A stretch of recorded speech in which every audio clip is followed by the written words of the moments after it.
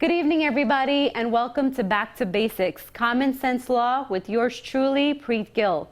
For the last few episodes, we've discussed what are your rights as a landlord. You could be a landlord even if you're renting a room in your house, or you could be a landlord where you have thousands of units for rent. It does not matter because your status will be a landlord. So for the last few episodes, we discussed so many different rights, but I just want to recap 3 of the most important ones that I think. The first one is that you really need to have the opportunity to research your tenant, okay? This is before you give them the lease or allow you to live there. Run that credit check, do the income verification, and if you have an opportunity, even speak to the previous landlords of this tenant. This is going to be your only chance to look at this tenant and see if it's going to be a good fit. Because if you enter into a lease, you may be bound for a long time. So it's totally worth it to do these few steps, and they're not that expensive.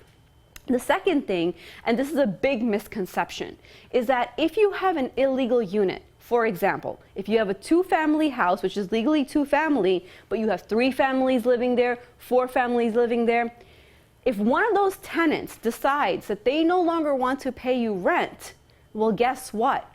You cannot collect that rent in New York. And it doesn't matter if that family was living on the floor that was legal.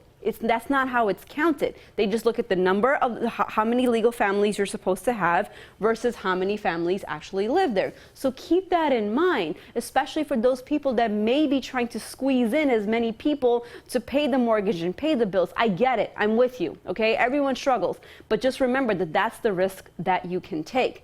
The third thing is when we think about landlord tenants, the first thing that may come to mind is the lease, right? Because that's a contract between you and your tenant. But what attorney Dustin Bowman told us previously is sometimes it may be a good idea to not automatically jump into the lease immediately.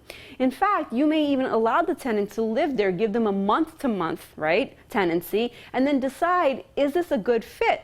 You know, because it's not all about paying rent on time. There are some tenants that will pay you rent on time, but guess what? They're the worst tenants in the world. They could be smoking, they could be harassing everybody. So you want to take that opportunity to see if they are a good fit, because if you're in a lease, you will be locked in for a year or 2. So that's something that you may want to discuss. So all these rights about landlords, but what about tenants? Well, tenants have a lot of rights as well.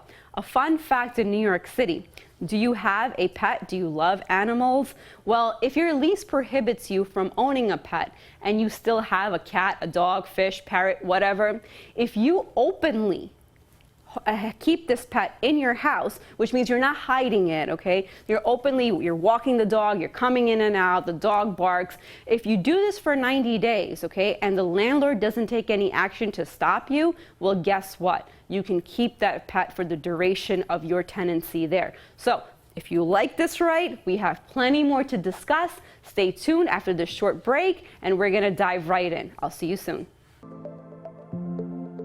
Welcome back. Before we went to break, we were discussing what are some of your rights as a tenant in New York State, and especially in New York City. Now, I know I always give the same reminder. A lot of my viewers, and I really appreciate this, you do watch us from different states, so some of this information may not apply to you, but I still think that it's a good opportunity to hear some of the laws that are here, and maybe you may have similar laws in your jurisdiction. So today with me, I have a wonderful guest, Dustin Bowman, my partner at Sheriak Bowman Anderson Gill and Kadashnikov. Thank you so much for coming back again. My pleasure, Preet. You know everything when it comes to landlords and tenants, and I'm going to ask you a silly question. I have a horrible landlord, okay? The apartment was beautiful, but eventually, you know, the hot water doesn't come in when I need to take a shower. It's sporadic. You know, the lock doesn't lock properly. And lately, there's been an ant infestation, right? So, just joking, right? But if someone found themselves in that situation, what are their rights? So that's actually a common occurrence in New York City, and a tenant has lots of different recourses they could take. So the first thing that any tenant should do is certainly contact their landlord and give the landlord an opportunity to fix the problem. Okay. It's okay to make a phone call in the first instance, but if you're really trying to enforce your rights as a tenant to have that apartment free of building violations, you would need to put that in writing and probably even send it by certified mail would be the preference. To the landlord. To the landlord, that's right. What are some of the most typical violations that you see as an attorney for tenants? So I would say no heat and no hot water is the most common complaint because that's so important as a tenant to have heat and hot water. But I would say that there are more... Maybe not in this heat, but right. I know what you're saying. I know, you're right, yeah. But they're probably the more common violations that people may not complain about so much as chipped paint or a window that doesn't close quite properly. But it is a landlord's obligation to give any tenant a unit free of building violations, which means that it can't have anything that violates the administrative code. And the landlord has to fix those things. Now, the law gives different amount of time to the landlord to fix different kinds of violations. But again, a tenant has the right to enforce getting a unit free of building violations. So the first thing, you contact your landlord, send a certified mail so you can protect your right and assert your rights later. And the second step would be to call your city agencies. So in New York, we call 311, and that connects you to any of the city agencies in New York, including the Department of Buildings or HPD, which enforce different sections of the administrative code. And most major cities have similar resources available to them. And so what that'll do is they'll send out a city agency inspector to look at your apartment and see what building violations exist and actually issue violations to the extent that such conditions exist in your apartment. Okay. Now, that doesn't require the landlord to fix it necessarily. No one's going to put a gun to the landlord's head and force them to fix those violations. However, that will cost the landlord money either now or later, and those amounts that they will owe to the city agency for the violation will increase over time with interest and penalties. Okay, No. so I just wanted to recap really quickly because you gave some really great information. If you are suffering from any sort of issues with your apartment or your house where you're renting, the first and the most nice thing to do is let the landlord know. Say, hey, look, these are all the problems. Can you please fix it? Always follow up with writing, mostly a certified letter. But if that doesn't work, in New York City, you call 311 to make a complaint, okay? And the city will send an inspector to come take a look at your complaint. And if in fact, something is wrong, they will have a violation against the landlord.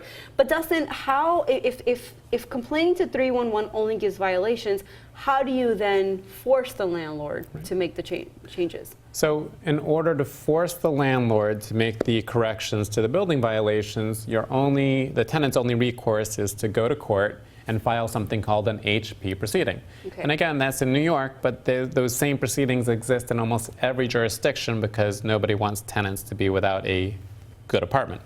And so you would go to court, file an HP proceeding, and then a judge will force the landlord to make the repairs within the statutory period of time.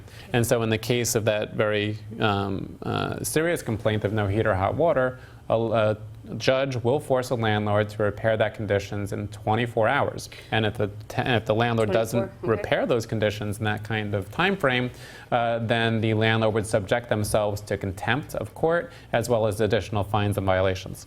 Are there any specific laws that say how much heat you're supposed to have? Or I think it's like 55 degrees or something? So it's a little bit complicated to go into, but the administrative code does state the temperature outside and the temperature inside, what those requirements are, and it also changes depending on the time of year. Okay. So I always hear that, attorneys will say, if there's all these problems in your house, you should stop paying rent. I mean, that's not 100% true, is it, Dustin? So there's a cost-benefit analysis that any tenant would make before they stop paying the rent. So it is true that by stopping paying the rent, you'll force your landlord to take you to court to force you to pay the rent. And then as a defense to that proceeding, you can say, well, hey, I haven't had 100% use of my unit because I haven't had a unit free of building violations. However, there is some cost there insofar as you have to take time off to go to court, you have to explain it to a judge, there's a risk that you may think the violations are worth more of a reduction in rent than they actually are. And also, there although it's now illegal in New York City, I don't believe it's legal in many other jurisdictions, landlords can use the court databases to then look for risky tenants who may have more difficult time getting tenancies in the future in the case that they show up on these court records. So what about some of the other things that a landlord can do? Like, you know, in the community, I've heard that sometimes landlords will get very aggressive. Can a landlord threaten you with your immigration status, by the way?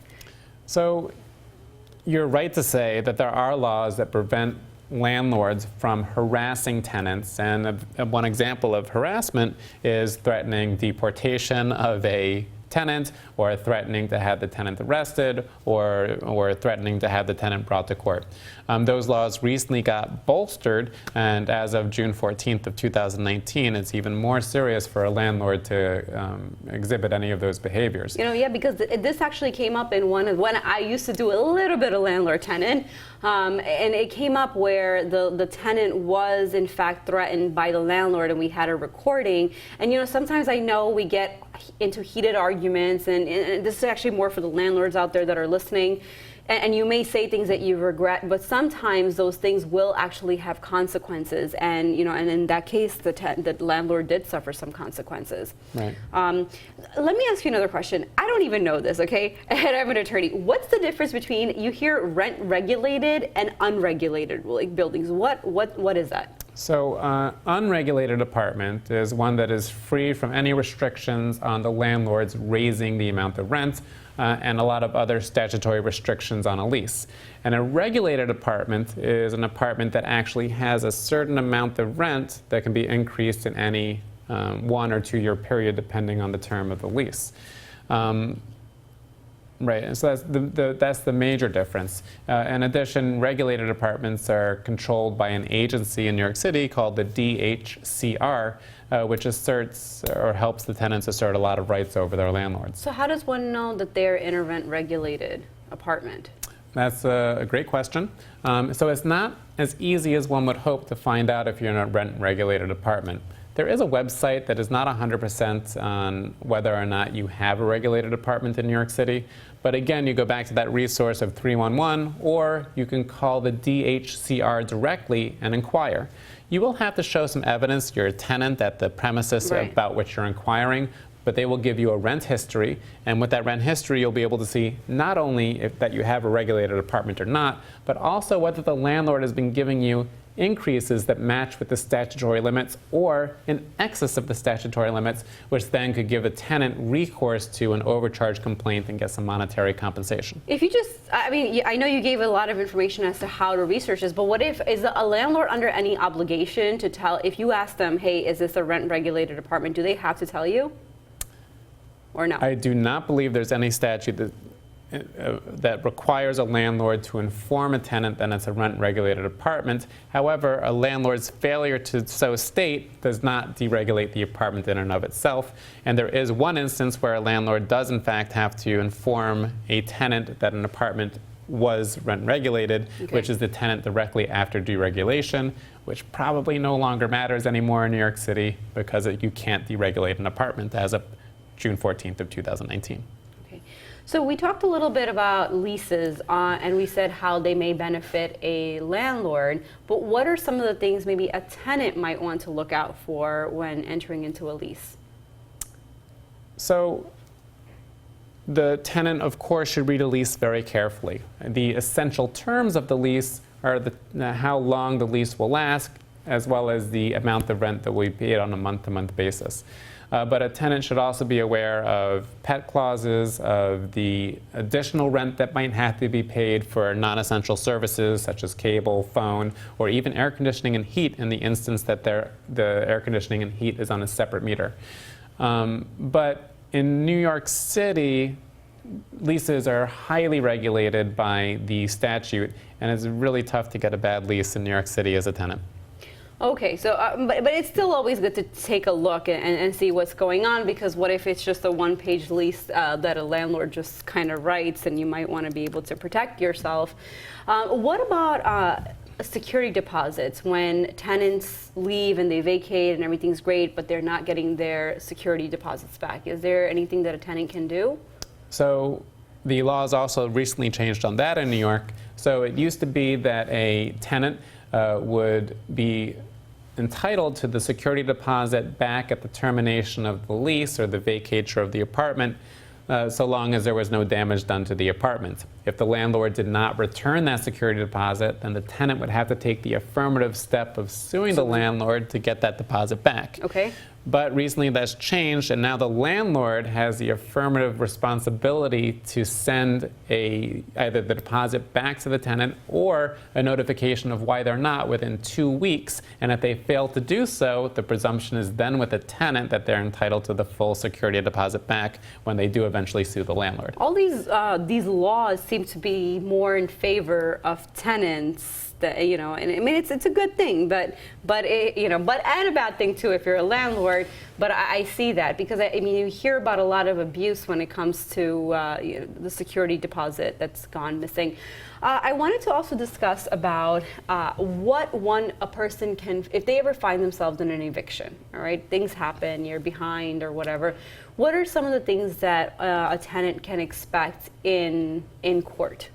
Well, first of all, it should be noted that no tenant can be evicted without a warrant of eviction, for which the landlord is required to go to court and have a judge sign a judgment.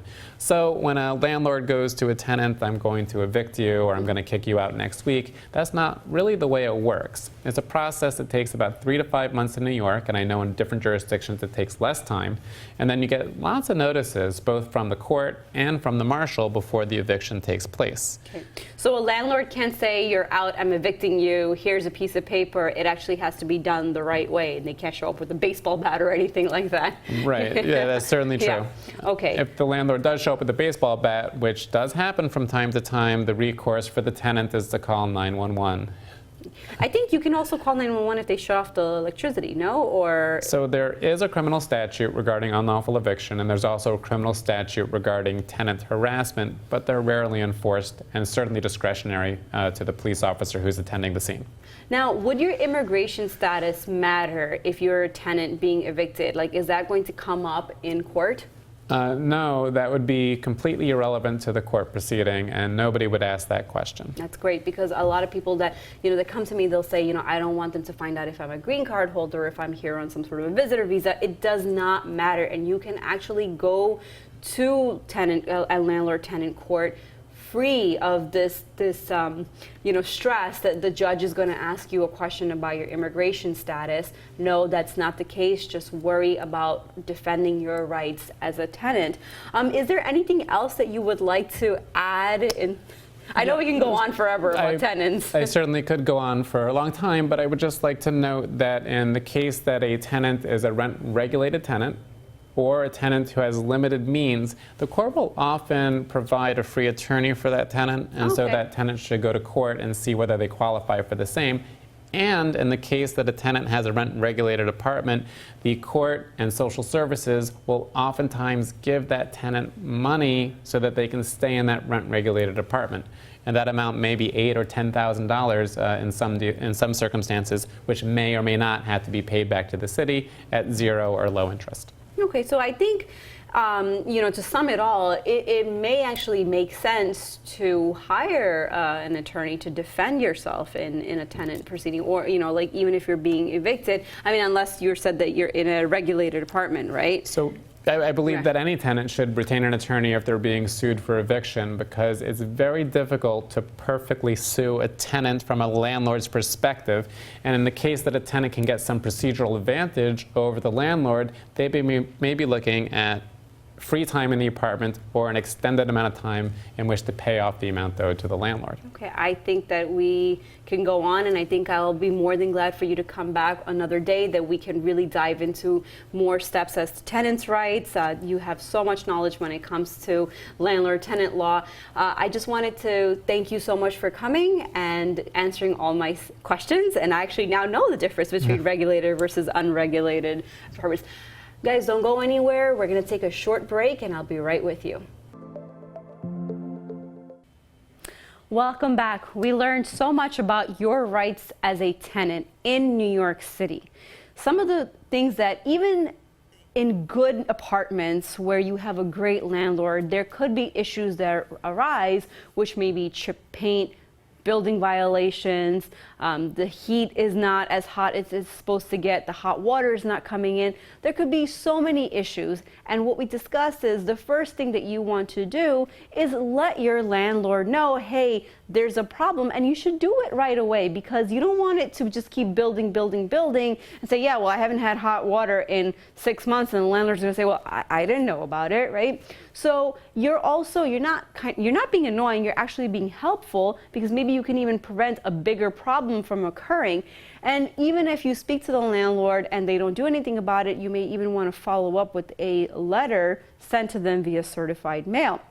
If even after all these discussions you don't get anywhere, you can dial in New York City 311, not 911, 311. And there you can say that I want to report a violation. And I do believe that they have translators in a lot of different languages. So don't be afraid if English is not your first language, and you can give them your address, you can tell them what the problem is. New York City will send an inspector to come look at it, okay? So there's a lot of rights that you may have.